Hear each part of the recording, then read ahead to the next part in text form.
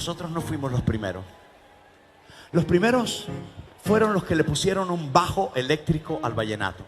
Calilla. Ellos fueron los primeros. ¿Tú recuerdas? A mí me dijeron que Abel Antonio Villa en su conjunto o el gran Calixto Ochoa tuvieron por primera vez unos contrabajistas. El contrabajo no era eléctrico, pero ya había algo especial. Después vino Calilla, que era un bajista cartagenero. Fue muy importante para el vallenato o para el rock and roll que nacía del vallenato. Pero quien lo revolucionó se llama José Vázquez. José Vázquez, claro que sí. Y si no me creen, yo le pregunto a José Vázquez. José, ven acá. Tú revolucionaste el bajo en el vallenato, ¿verdad? Nosotros vimos la necesidad de hacerlo porque había una época nueva.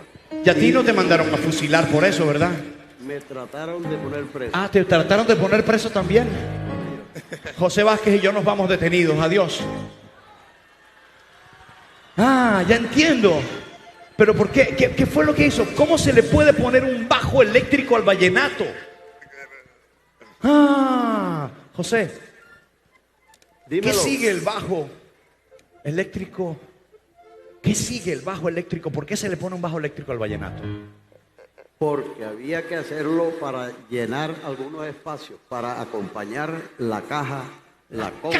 La caja, yo sabía que era la caja. Yo sabía que fue siguiendo al cajero. ¡Ey! ¿Cómo era?